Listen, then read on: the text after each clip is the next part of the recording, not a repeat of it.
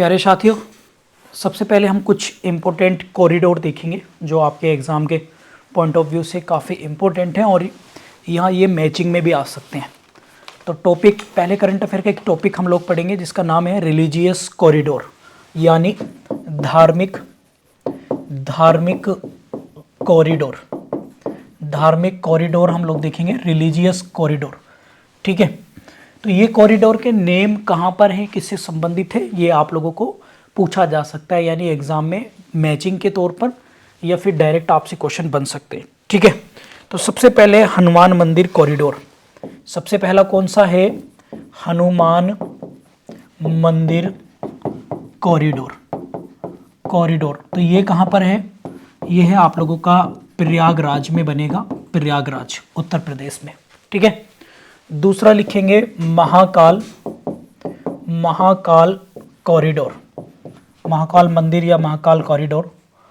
ठीक है, तो ये कहाँ पर है आप लोगों का? ये है उज्जैन में। कहाँ पर? उज्जैन। ये आप लोग नोट कर लेंगे प्लीज़। इसके बाद आप लोग लिखेंगे फटाफट से, वो है काशी विश्वनाथ कॉरिडोर। तो ये आप लोगों का है काशी यानी वाराणसी में। इसके बाद आप लोग नंबर 4 पे लिखेंगे फटाफट से लिखेंगे विंध्य कॉरिडोर लिखेंगे। तो ये पड़ेगा आप लोगों का मिर्जापुर यूपी। इसके बाद आप लोग लिखेंगे फटाफट से, और वो है क्या? Number 5 Bharadwaj corridor. ये भी यूपी के प्रयागराज में। तो ये 5 कॉरिडोर हैं, ये आप लोग इनको नोट कर लेंगे। कॉरिडोर का मतलब होता है ए आर्टिफिशियल वे, रास्ता, एक दूसरे को जोड़ने के लिए जो जगह बनाई जाती है, चिन्हित की जाती है, उसे कॉरिडोर बोलते हैं। और इसमें लिमिटेशन होती है, मतलब ये पब्लिक के लिए बनेगा, बट ये स्पेसिफिक एक ऐसा रास्ता होगा जो केवल उसी चीज़ से संबंधित है जिसके लिए बनाया गया है। जैसे एग्जाम्पल के तौर पे आप लोगों को बता देता हूँ, जैसे नंबर 6 लिख लेंगे आप लोग, करतारपुर कॉरिडोर। ठीक है, तो ये कहाँ पर है? भारत और पाकिस्तान के बीच में। कहाँ पर है? करतारपुर पाकिस्तान में। तो कॉरिडोर का मतलब क्या होता है मैं समझा देता हूँ। एक पॉइंट से कोई बी पॉइंट है, इसके बीच का जो स्थान है, यही क्या है? इनको जोड़ने का स्थान, यही कॉरिडोर है। क्लियर है बात? सबको समझ में आ गया? क्लियर है? तो ये आप लोगों को ध्यान रखना है। 5वां है भारद्वाज कॉरिडोर। ये आप लोगों को प्यारे बच्चों मैचिंग में जो है वो आ सकता है। ठीक है, क्लियर होगी सभी को बात? आगे बढ़े। क्लियर है?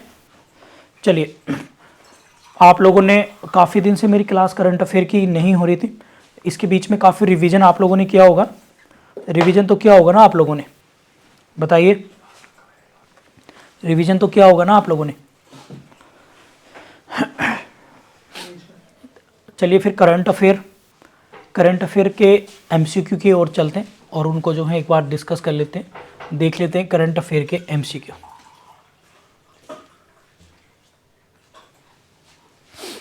आप लोगों ने काफ़ी क्लासेस की होंगी, रिवीजन तो कर लिया होगा ना आप सभी ने। तो पहला क्वेश्चन देखेंगे फटाफट से, आज की इस क्लास में हम लोग लिखेंगे। पहला क्वेश्चन आप लोगों को दिख रहा होगा। पहला क्वेश्चन है, हाल ही में यूएई ने किसे अंतर्राष्ट्रीय खेल व्यक्तित्व पुरस्कार, इंटरनेशनल स्पोर्ट्स पर्सनैलिटी अवार्ड जो है वो दिया है? किसने? यूएई के द्वारा दिया गया। ये आप लोगों को याद रखने, ये काफ़ी इंपॉर्टेंट है एग्जाम के पॉइंट ऑफ व्यू से। ठीक है, तो इस क्वेश्चन को हम लोग डिस्कस करेंगे। इसमें ऑप्शन है जियानी इन्फेंटिनो, इनका पूरा नाम है, Savita Kanswal, professor Andrews Cruz, B R Kamboj. तो इसमें राइट आंसर आप लोग बताइए। ठीक है, तो राइट आंसर है जियानी। कहाँ पर है? जियानी। और जियानी कौन है, लिख लेंगे फीपा के ये क्या है, महासचिव है, महासचिव जनरल सेक्रेटरी है फीपा। ठीक है, क्लियर होगी बात सभी को।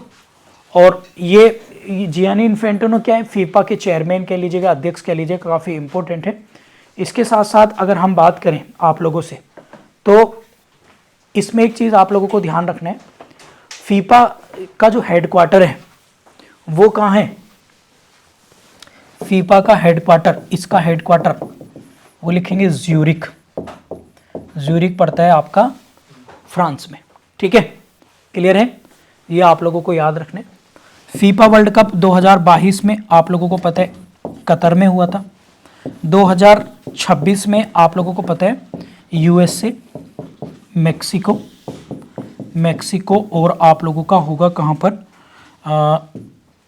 कनाडा। और 2022 का जो हुआ था इसको किसने जीता था, अर्जेंटीना ने इसको जीता। और यहाँ पर हारा कौन था, फ्रांस यहाँ पर हार गया था। ठीक है प्यारे बच्चों, क्लियर हो गया सभी को, किसी को कोई दिक्कत तो नहीं। फीफा की फुल फॉर्म काफ़ी इंपॉर्टेंट है, मैं कई बार बता चुका हूँ। फीफा की फुल फॉर्म है federation international D football association. ठीक है, क्लियर है, क्लियर हो गया। उदयवान जी कह रहे हैं सर हमें नोट नहीं दिया गया है। कौन सा नोट नहीं दिया गया भाई, आप मुझे बताइए। करंट अफेयर का जो नोट्स है मैं साथ के साथ ही लिखवाता हूँ क्लास में, तो इसे मेरे साथ ही नोट करिए आप लोग। इन बाकी दिसंबर, जनवरी और अक्टूबर, नवंबर की जो करंट अफेयर की मैगजीन आती है रिटर्न फॉर्मेट में, उन्हीं में से हम लोग इसमें एमसीक्यू डिज़ाइन करते हैं। क्लियर होगी बात सभी को, तो इसको लेकर आप बिल्कुल भी पैनिक नहीं होंगे कोई भी। आगे बढ़ें, चलिए अब देखिएगा। इसके साथ साथ मैं आप लोगों को जो है, अभी आपने देखा होगा खेल रत्न पुरस्कार मिले थे आप लोगों को 2023 के। ठीक है, तो चाहो तो इसके साथ आप लोग लिख लीजिएगा फटाफट से, काफ़ी इंपॉर्टेंट है। यहाँ पर हेडिंग डालेंगे, हेडिंग यहीं पे लिख लेना, मेजर ध्यानचंद्र खेल रत्न पुरस्कार 2023 के मिले हैं। ये 2 लोगों को मिला है, यही आपको लिखना है, केवल 2 लोगों को, तो ये आपको याद रखना है। एक तो मिला है चिराग चंद्रशेखर शेट्टी, और दूसरा लिखेंगे आप लोग श्री रंकी रेड्डी सात्विक साईराज। ठीक है, और दोनों ही जो प्लेयर हैं वो किससे रिलेटेड हैं, बैडमिंटन। ये काफ़ी इंपॉर्टेंट है, प्लीज़ इसको आप लोग जो हैं वो नोट कर लेना। क्लियर है बात सभी को, आगे बढ़ें। क्लियर है। इसी तरह से अर्जुन पुरस्कार मिले थे। अर्जुन पुरस्कार काफ़ी सारे लोगों को मिले हैं, परंतु सबके नाम याद नहीं रखने हैं आपको। एक तो मोहम्मद शमी का आप लोगों को याद रखना है। क्लियर है, मोहम्मद शमी काफ़ी इंपॉर्टेंट है, ये आप लोगों को उनका नाम कोई पूछा जाएगा क्रिकेट से रिलेटेड। आगे बढ़ें, यहाँ तक हो गया। पहला क्वेश्चन है, काफ़ी सारी चीज़ें हम लोगों ने पहले क्वेश्चन के साथ डिस्कस कर ली है। दूसरा क्वेश्चन करेंगे फटाफट से, क्वेश्चन नंबर 2। हाल ही में विश्व आर्थिक मंच यानी वर्ल्ड इकोनॉमिक फोरम की 54th एनुअल मीटिंग कहाँ पर हुई है। वर्ल्ड इकोनॉमिक फोरम की 54th एनुअल मीटिंग कहाँ पर हुई है, तो ये हुई है, ये हमेशा यहीं होती है, दावोस। ये कहाँ की सिटी है, स्विट्जरलैंड की। स्विट्जरलैंड की ये क्या है, आप लोग याद रखेंगे, सिटी है दावोस में। ऑप्शन नंबर बी इसका सही आंसर है। वेरी वेरी इंपॉर्टेंट है एग्जाम के पॉइंट ऑफ व्यू से। ठीक है, अब ये वर्ल्ड इकोनॉमिक फोरम होता क्या है, तो इसकी स्थापना कहाँ पर हुई, इसका हेडक्वार्टर कहाँ पर है, ये आप लोग लिख लेना, और इसका काम क्या है ये भी हम लोग लिख लेंगे। ठीक है, क्लियर है। तो आगे इसमें लिखेंगे, इस 1971 में 1971 में बना, हेडक्वार्टर है इसका कलौंजी ठीक है, वेरी वेरी इंपॉर्टेंट है एग्जाम के पॉइंट ऑफ व्यू से। और कलौंजी भी कहाँ पर है, वो भी आपका स्विट्जरलैंड में है, वो भी कहाँ पर है, स्विट्जरलैंड में है कलौंजी भी, ठीक है। और ये WEF वर्ल्ड इकोनॉमिक जो फोरम है, ये है क्या भाई, तो ये आप लोग याद रखेंगे, यानी इसके नाम से पता चल रहा है, यानी एक इकोनॉमिक्स जो हमारी इकोनॉमी है उससे रिलेटेड जो एक्टिविटी है कमर्शियल और ट्रेड और कमर्शियल की, उससे जुड़ी एक्टिविटियों से रिलेटेड एक क्या है, ये फोरम है, ये आप लोग याद रखेंगे, ठीक है। क्लियर है, आगे बढ़े, आगे बढ़े, चलिए इसके बाद हम आगे बढ़ेंगे। नेक्स्ट क्वेश्चन है क्वेश्चन नंबर 2। हाल ही में लिखेंगे, हाल ही में भारतीय सेना ने सैन्य इतिहास के डिजिटल संग्रह के लिए, सैन्य इतिहास के डिजिटल संग्रह के लिए कौन सा प्रोजेक्ट आरंभ किया है। ये क्वेश्चन क्या है पहले समझ लीजिएगा कि भारत की सेना है और भारत की सेना ने अपने खुद के सैन्य इतिहास यानी किसके, जो आपकी मिलिट्री हिस्ट्री है, मिलिट्री हिस्ट्री के डिजिटल संग्रह के लिए यानी डिजिटल कलेक्शन के लिए एक प्रोजेक्ट स्टार्ट किया है। और वो कौन सा प्रोजेक्ट है भाई, प्रोजेक्ट बताना है आप लोगों को, प्रोजेक्ट उद्भव, प्रोजेक्ट उद्भव है यहाँ पर, ये ओरिजिन नहीं होगा इंग्लिश में, प्रोजेक्ट उद्भव, प्रोजेक्ट नमन, प्रोजेक्ट सूर्य संकलन या प्रोजेक्ट हिस्ट्री, बताइए कौन सा होगा। तो इसका सही आंसर जो है अगर हम बात करें तो सही आंसर है इसका वो है प्रोजेक्ट संकलन, सूर्य संकलन, ये आप लोगों को याद रखना है, वेरी वेरी इंपॉर्टेंट है एग्जाम के पॉइंट ऑफ व्यू से, ठीक है। क्लियर है। और इसमें क्या है कि जो हमारी भारतीय सेना है उसका जो गौरवशाली इतिहास है, उसकी जो हिस्ट्री, उसको क्या करना है, डिजिटलाइजेशन के तरीके से उसको इकट्ठा करके रखना है, संग्रह करके रखना है। बात क्लियर होगी, ये आप लोगों को याद रखना है। चलिए अब इस क्वेश्चन के साथ में 3-4 चीज़ें आपको एक्स्ट्रा कराने वाला हूँ, ठीक है। तो इस क्वेश्चन में हम क्या, इस क्वेश्चन के साथ साथ हम और क्या क्या करेंगे, एक तो हम लोग कुछ ऑपरेशन करेंगे, सारे बच्चे नोट कर लेंगे प्लीज़। करंट अफेयर के क्लास के आप साथ के साथ नोट्स बनाया करो, ठीक है। हम लोग जो दिसंबर, अक्टूबर, नवंबर की PDF देते ना, वो इसी से बनाते हैं, तो उसमें कंपाइलेशन पूरा आ जाता है आपका, ठीक है। आप लोग कहते हैं सर करंट, तो इन MCQ की PDF तो हम देते हैं आपको, लेकिन आप साथ के साथ बनाया करो। आप हेडिंग डाल लेते, आप हेडिंग डालो प्रोजेक्ट शौर्य संकलन डैश, किससे, इंडियन आर्मी के हिस्ट्री को डिजिटलाइजेशन करने। तो जो लोग कहते हैं ना कि भाई हम नोट्स में तो फिर ऐसे PDF आती रहेंगे, आप साथ के साथ बनो ताकि रिवाइज भी तो कर सकें। तो ऑपरेशन लिखेंगे, ऑपरेशन सबसे पहले कौन सा है दोस्त, ऑपरेशन करुणा, ऑपरेशन आप बताइए मुझे देवी शक्ति, ऑपरेशन गंगा, ऑपरेशन कावेरी, और कौन सा बचा है, और अभी ऑपरेशन चला था, कौन सा चला था वो, उसके साथ अजय, इजराइल के साथ ऑपरेशन अजय। तो ये भारत ने चलाए हैं, कौन कौन से देश के साथ चलाए हैं, उन देशों के नाम आपको लिखने, लिखिए जल्दी से फटाफट से। दोस्त किसके साथ चलाया था, ये चलाया था आप लोगों के तुर्की और सीरिया। करुणा बताइए, ऑपरेशन करुणा, ऑपरेशन चलाया था करुणा किसने, म्यांमार में। ऑपरेशन देवी शक्ति Afghanistan, operation Ganga Ukraine, operation Kaveri Sudan, operation Ajay Israel. इसको नोट करिए सारे बच्चे साथ के साथ, वेरी वेरी इंपॉर्टेंट है, यहाँ से क्वेश्चन आपको हर हालत में बनेगा प्यारे बच्चों, हर हालत में, ठीक है। क्लियर है, आगे बढ़े, नोट कर लिया सभी ने। चलिए इसके साथ साथ 2-3 चीज़ें और देखेंगे हम लोग, इसके साथ साथ 2-3 चीज़ें क्या देखेंगे, आर्मी की बात आई है तो देख लेते हैं। यहाँ पे लिखेंगे आर्मी, यहाँ पे लिखेंगे एयरफोर्स, और यहाँ पर लिखेंगे नेवी। इनसे ऊपर की जो पोस्ट होती है उस पोस्ट को बोलते हैं क्या, CDS, ठीक है।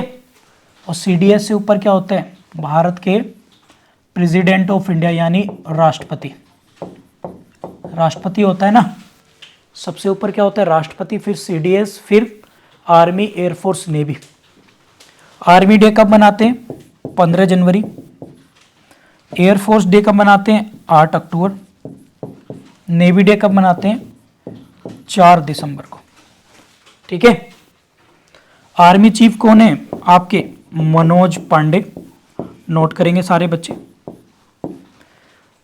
VR चौधरी कौन है? VR चौधरी, ये क्या है आपके? Air force. R Hari Kumar, R Hari Kumar, ये आपके नेवी चीफ है। ठीक है। CDS कौन है? अनिल चौहान, अनिल चौहान। और ये कौन से नंबर के हैं? दूसरे नंबर के बने हैं। पहले नंबर के CDS कौन थे? जनरल बिपिन रावत। और राष्ट्रपति कौन है? अभी आपको पता ही होगा, द्रौपदी मुर्मू। पहली आदिवासी हैं, सेकंड वुमेन प्रेसिडेंट हैं भारत की। क्लियर हो गया? एक क्वेश्चन के साथ कई सारी चीजें मैं करा रहा हूं आप लोगों को, जल्दी से नोट करेंगे सारे बच्चे।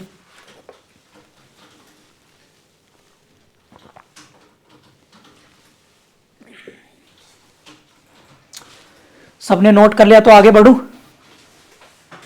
चलिए आगे है क्वेश्चन नंबर आप लोगों का। क्वेश्चन नंबर 4 है, हाल ही में दिवंगत मशहूर शायर मुनव्वर राणा का संबंध किससे है? कौन सी भाषा से है दिवंगत मुनव्वर राणा? और आप लोग मुझे इनके बारे में बताइए, किस राज्य से हैं ये भी आप लोगों को बताना है। काफ़ी इंपॉर्टेंट है एग्जाम के पॉइंट ऑफ व्यू से। ठीक है, बताइए। मुनव्वर राणा इनका उर्दू के शायर थे और उत्तर प्रदेश के हैं, ये भी आप लोग याद रखेंगे। कहाँ के हैं? उत्तर प्रदेश के। 2014 में इन्हें 2 अवार्ड मिले थे। ठीक है, क्लियर है? उत्तर प्रदेश के भी जिले का नाम लिख लेंगे क्योंकि यूपी में आ सकता है, रायबरेली। ठीक है, 2014 में इनको 2 अवार्ड मिले थे। दोनों पुरस्कारों के नाम आप लोग लिख लीजिएगा जो 2014 में मिले। एक तो ज्ञानपीठ पुरस्कार लिखेंगे और एक साहित्यिक अकादमी पुरस्कार। साहित्यिक अकादमी पुरस्कार, अकादमी अवार्ड, और ज्ञानपीठ पुरस्कार, दोनों ने 2014 में मिले हैं। ये आप लोग नोट कर लेंगे, वेरी वेरी इंपॉर्टेंट है। ठीक है, और इनकी बुक का नाम लिख लेंगे सारे बच्चे, इनकी किताब का नाम लिखेंगे शहादाबा। बुक का नाम लिखेंगे, इनकी बुक का नाम है शहादाबा। ठीक है भैया, क्लियर? किसी को कोई दिक्कत तो नहीं? चलिए नेक्स्ट है क्वेश्चन नंबर 5।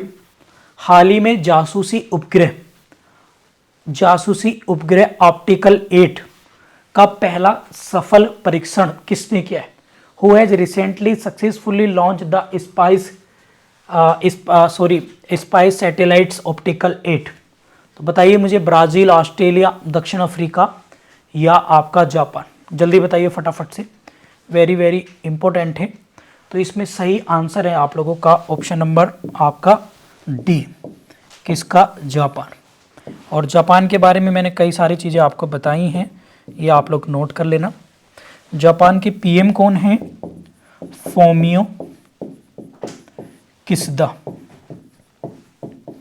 यहाँ की मुद्रा क्या है? मुद्रा यानी करेंसी येन है। यहाँ की राजधानी क्या है भाई? वो है आपकी टोक्यो।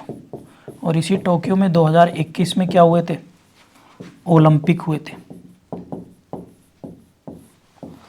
इसके साथ आप यहाँ पर लिखेंगे 6 अगस्त और 9 अगस्त।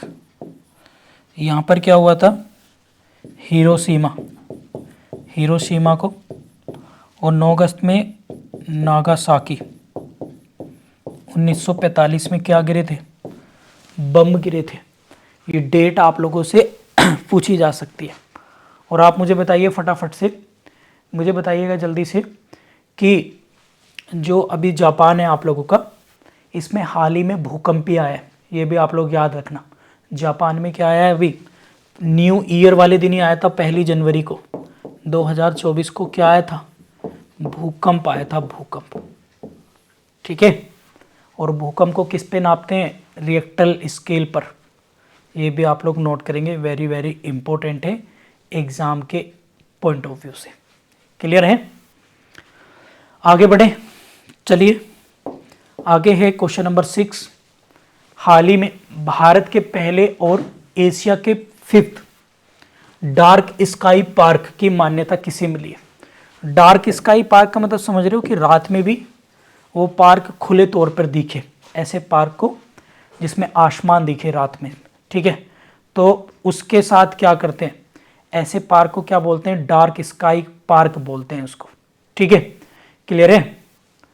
क्लियर है? तो ऐसा पार्क आपका कौन सा है? पेंच, धौलपुर, वीरांगना, रानीपुर।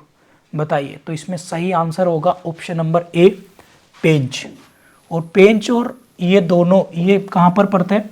इसका कुछ हिस्सा तो आपका महाराष्ट्र में है और कुछ हिस्सा इसका आपका एमपी में है। ये आप लोग याद रखेंगे, वेरी वेरी इंपॉर्टेंट है। प्रोजेक्ट टाइगर आप लोग याद रखेंगे, प्रोजेक्ट टाइगर काफ़ी इंपॉर्टेंट है, 1973 में हुआ था, ये आप लोग याद रखेंगे। और टाइगर रिपोर्ट 2023 भी आप लोग याद रखेंगे, जिसके तहत भारत में टोटल 3167 टाइगर हैं। ये भी आप लोग प्लीज़ याद रखेंगे। ठीक है भैया, क्लियर हो गया? क्लियर हो गया? चलिए कुछ आप लोगों को बोर्ड करा देता हूँ, जैसे कॉफ़ी बोर्ड और ये, क्योंकि ये क्वेश्चन भी आपके एग्ज़ाम में इम्पोर्टेंट है, तो मेरे साथ आप लोग नोट करेंगे फटाफट से। कॉफ़ी बोर्ड कहाँ पर है? ये मैचिंग में आ जाएगा आप लोगों का। 1942 में बना था, जब भारत छोड़ो आंदोलन हुआ था। कर्नाटक, बेंगलुरु में है ये कॉफ़ी। अब इसको याद करने का तरीका क्या है कि कॉफ़ी के प्रोडक्शन में, कॉफ़ी और कहवा के प्रोडक्शन में पहले नंबर पर ही क्या है? कर्नाटक है। Kaif for coffee, Kaif for Karnataka, ऐसे करके याद कर लो इसे। ठीक है, देखो Kaif for coffee, Kaif for Karnataka. Clear है? तो ऐसे इसको याद कर लीजिएगा। इसका हेडक्वार्टर कहाँ होगा? यहाँ पर होगा। इसके बाद लिखेंगे रबड़ बोर्ड, भारतीय रबड़ बोर्ड। तो रबड़ बोर्ड, इसकी स्थापना लिखेंगे 1947 में हुए थे। ठीक है, तो 1947 में अंग्रेज भारत छोड़ के चले गए थे 1947 में। और अंग्रेज पहली बार कहाँ पर आए थे? कहाँ पर आए थे अंग्रेज? केरल के तट पर आए थे ना, कालीकट, ऐसे करके याद कर लो। तो केरल, और सबसे ज़्यादा केरल में ही, केरली प्रोडक्शन में पहले नंबर पर है। केरल पहले प्रोडक्शन में पहले नंबर पर है, किसके? नेचुरल रबड़ के, प्राकृतिक रबड़ के। क्लियर होगी बात सभी को? ये आप लोग नोट करेंगे। इसके बाद लिखेंगे चाय बोर्ड लिखेंगे फटाफट से। चाय बोर्ड लिखेंगे फटाफट से। 1954 1954। तो इसका हेडक्वार्टर, वैसे चाय प्रोडक्शन में असम पहले नंबर पर है प्यारे बच्चों। असम क्या है? पहले नंबर पर है चाय प्रोडक्शन में, परंतु इसका हेडक्वार्टर कहाँ पर है?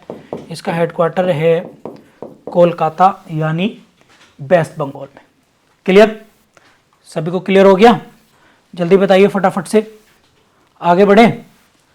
चलिए इसके बाद देखेंगे फटाफट से, लिखेंगे मसाला बोर्ड। मसाला यानी जो आपके स्पाइस, मसाला बोर्ड लिखेंगे 1987। और ये अगर हम बात करें तो ये कहाँ पर है? केरल। भाई मसाला प्रोडक्शन में केरल पहले नंबर पर है, तो इसको इस तरह से आप लोग याद रख सकते हैं। मसाले लेने तो आए थे सबसे पहले यहाँ पर यूरोपियंस, पुर्तगाली। क्लियर हो गया? तो ये साथ के साथ आप लोग नोट कर लीजिएगा, ये आप लोगों के यहाँ से कवर हो जाएंगे। आगे बढ़े? सबने नोट कर लिया तो मैं आगे बढ़ूँ? एक बार मुझे रिप्लाई कर देंगे सारे बच्चे। और क्लास अगर आपको पसंद आ रही तो जय भारत टाइप कर दीजिएगा एक बार फटाफट से। तेजी से तो नहीं हो रहा? तेजी से तो नहीं हो रहा भाई? ठीक है, बताइए जल्दी से, आगे बढ़े। नेक्स्ट क्वेश्चन है आप लोगों का, हाल ही में डॉक्टर प्रभा अत्रे का निधन हुआ है, वो क्या थी या कौन थी, ये आप लोगों को बताना है। वेरी वेरी इंपॉर्टेंट है एग्जाम के पॉइंट ऑफ व्यू से। ठीक है, इसके साथ अगर हम देखें तो ये थी क्या? ये है ऑप्शन नंबर इसका सी सही होगा, सिंगर है यानी गायिका है। क्या है? गायिका।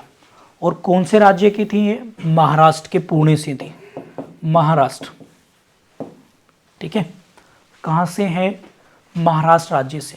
सिंगर हैं, ये भी आप लोग नोट करेंगे, वेरी वेरी इंपॉर्टेंट है एग्जाम के पॉइंट ऑफ व्यू से। ठीक है, किसी को कुछ पूछना तो नहीं है? अभी एक हेडिंग डाल लीजिएगा, जिनकी लेटेस्ट अभी डेथ हुई है, रिसेंटली जिनका निधन हुआ है, उनके बारे में देख लेते हैं। एक तो अभी आपने पढ़ा ही है, मुनव्वर राणा जी, उत्तर प्रदेश के शायर हैं उर्दू के, इनका निधन हुआ है। डॉक्टर प्रभा अत्रे, इनका निधन हुआ है। ये आप लोग प्लीज़ नोट कर लेंगे, वेरी वेरी इंपॉर्टेंट है। ठीक है, इसके साथ साथ आप लिखेंगे, फटाफट से लिखेंगे गीतांजलि अय्यर। गीतांजलि अय्यर। गीतांजलि अय्यर कौन है? ये भारत की पहली ऐसी महिला हैं जिन्होंने, फर्स्ट वुमेन थी ये, जिन्होंने क्या करा था? इंग्लिश में न्यूज़ बुलेटिन किया था दूरदर्शन पर। इनका भी मृत्यु हो गई है। ये आप लोग वेरी वेरी इंपॉर्टेंट है, नोट कर लेना, वेरी वेरी इंपॉर्टेंट। ठीक है, एक है तुलसीदास, दूसरे व्यक्ति का नाम लिखेंगे तुलसीदास बलराम, इनकी भी मृत्यु हो गई है। और ये क्या थे? ये इंडियन फुटबॉलर थे, भारतीय फुटबॉलर थे। ये भी आप लोग जो है नोट कर लेना, वेरी वेरी इंपॉर्टेंट है। आगे बढ़े, किसी को कोई दिक्कत तो नहीं? चलिए आगे है क्वेश्चन नंबर 8, अमृत धरोहर योजना। तो इसके बारे में भी देखेंगे, अमृत धरोहर योजना क्या है, वेरी वेरी इंपॉर्टेंट है। और इससे रिलेटेड फैक्ट के बारे में हम लोग देखेंगे, और ये भी बताऊंगा आप लोगों को कि अमृत धरोहर योजना जो है वो कब स्टार्ट हुई है और कब इसका रोल है। तो यह देखेंगे, यह योजना केंद्रीय बजट 2023-24 में घोषित की गई, वेरी वेरी इंपॉर्टेंट, सही बात है। ठीक है, इसका उद्देश्य यानी ऑब्जेक्ट क्या है? आर्द्र भूमि के अधिकतम उपयोग को बढ़ाना है। क्या है? Maximum use of the wetlands. तो ये भी आप लोगों को याद रखना है, ये भी ठीक है। यह योजना इको टूरिज्म और कार्बन स्टॉक को बढ़ाएगी। स्थानीय समुदाय जो है, लोकल कम्युनिटीज, उनकी इनकम्स, आय सृजन में मदद करेगी। तो ये भी ठीक है, यानी ये तीनों ही बातें ठीक हैं इसमें। तो ये आप लोग इसको सही करके आंसर जो है टिक कर देना, वेरी वेरी इंपॉर्टेंट है अमृत धरोहर योजना। क्लियर है? प्लीज़ ये आप लोग नोट कर लेना, वेरी वेरी इंपॉर्टेंट है। इसी के तहत ना एक भारत सरकार ने एक योजना और चलाई है, उसका नाम आप लोग लिखेंगे अमृत, यहाँ पे लिखेंगे अमृत भारत स्टेशन योजना 2023। इसको भी लिख लीजिएगा। ये किससे रिलेटेड है? तो ये लिख लेंगे आप लोग, फटाफट से लिख लेंगे, जो रेलवे स्टेशन होते हैं, भारतीय रेलवे का आधुनिकीकरण करना। तो लिख लेंगे आप लोग मॉडर्नाइजेशन ऑफ इंडियन रेलवे। और इंडियन रेलवे में भी खासकर किसका? जो रेलवे स्टेशन है, ऐसे रेलवे स्टेशनों को क्या करना? उनका आधुनिकीकरण करना, उन्हें का क्या करना? उनको डेकोरेट करना और उनका रिनोवेट करके उन्हें और अच्छे से डेवलप करना। उत्तर प्रदेश के इसमें 149, यूपी के 149 रेलवे स्टेशन को प्यारे बच्चों इसमें शामिल किया गया है, ये आप लोग याद करेंगे। आगे बढ़ें, चलिए। इसके बाद है आप लोगों का नेक्स्ट क्वेश्चन है, निम्नलिखित में से कौन सा सही सुमेलित नहीं है? मतलब आपको बताना है, नोट करेक्ट बताना है, नोट करेक्ट मैच। तो देखेंगे प्रकाश की गति, स्पीड ऑफ लाइट्स, ये किसने खोज करी थी? फीजो ने। तो ये सही है, आप लोग नोट कर लेंगे एज इट इज। ठीक है, प्रकाश का व्यतिकरण, interference of light, Thomas young ने खोज की थी, ये भी सही है। विद्युत बैटरी अलेक्जेंडर ने की थी, इलेक्ट्रिक बैटरी की, ठीक है। दाब का नियम तो जेम्स वाट ने तो नहीं करा, जेम्स बाप ने तो आपको पता ही है भाप का इंजन यानी स्टीम इंजन की खोज की थी इन्होंने। ठीक है, रेलवे का आपने पढ़ा होगा। दाब का नियम का क्या था, किसने, पास्कल। ठीक है, किसने, पास्कल है। तो ये आप लोग यहाँ पर नोट कर लेना। ऑप्शन नंबर डी इसका गलत था, इसका राइट आंसर होगा जेम्स वाट की जगह पास्कल। क्लियर हो गया सभी बच्चों को। चलिए, इसके बाद है क्वेश्चन नंबर 10। संविधान का प्रथम संशोधन जो वर्ष 1951 में पारित हुआ किससे संबंधित है, यानी फर्स्ट कॉन्स्टिट्यूशन अमेंडमेंट पूछा गया आपसे, तो ये किससे संबंधित है फर्स्ट कॉन्स्टिट्यूशन अमेंडमेंट। तो मोस्टली बच्चों को इसका पता ही होगा, देश की सुरक्षा से नहीं, प्रधानमंत्री सुरक्षा, कुछ राज्यों के लिए कृषि एवं कृषि भूमि सुधारों से। तो बस सीधा याद रख लेना, लैंड रिलेटेड रिफॉर्म से रिलेटेड है ऑप्शन नंबर सी। और इसी के तहत आपको पता ही होगा नाइन्थ शेड्यूल जो है हमारी वो जोड़ी गई थी, ये आप लोग याद रखेंगे, नवी अनुसूची। बात क्लियर हो गया सभी को। नवी अनुसूची किससे जोड़ी गई, इसी से जोड़ी गई थी। अब फटाफट से पहले मैं अनुसूची करा देता हूँ, फिर आपको अमेंडमेंट कराऊंगा। तो पहले देख लेते हैं एक बार फटाफट से तेजी के साथ में अनुसूचियाँ। तो पहली अनुसूची किससे है, किससे संबंधित है, वो हमारे नाम से, राज्य और भारत का जो क्षेत्र है, यूनियन टेरिटरी से। दूसरी अनुसूची किससे है, वेतन यानी सैलरी से। तीसरी किससे है, शपथ यानी ओथ से। चौथी किससे है, चौथी आपको पता ही है फटाफट से, जो हमारी राज्यसभा है, राज्यसभा की सीटों से संबंधित है। पांचवी किससे है, फटाफट से लिखेंगे, पांचवी जो है वो है आपकी SC ST और SC क्षेत्रों के एडमिनिस्ट्रेशन से, एडमिनिस्ट्रेशन। छठी क्या है, आप लोग लिखेंगे असम, मेघालय, मिजोरम और आप लोगों का क्या, त्रिपुरा, इनके एडमिनिस्ट्रेशन से, ST SC एडमिनिस्ट्रेशन से। सातवीं क्या है भाई, सातवीं में सूची है, आपको पता ही होगा कौन कौन सी हैं, केंद्र की, राज्य की और समवर्ती यानी concurrent list, centre, union list, state list और आपका कंकरेंट लिस्ट। इसके बाद नंबर 8वीं में क्या है, आपकी भाषाएं हैं। मूल में 14 थी, अब अमेंड करके टोटल 22 भाषा कर दी गई। 9वीं में अभी यही तो बताया 1951 से जोड़ी गई, कौन सी, आपकी लैंड रिफॉर्म से रिलेटेड है, लैंड रिफॉर्म। 10वीं आपको पता ही है 1900, ये कौन से कॉन्स्टिट्यूशन अमेंडमेंट से आई थी भाई, 52वें संविधान संशोधन 1985 में आई थी। इसमें क्या है, एंटी डिफेक्शन लॉ, दल बदल कानून बोलते हैं ना।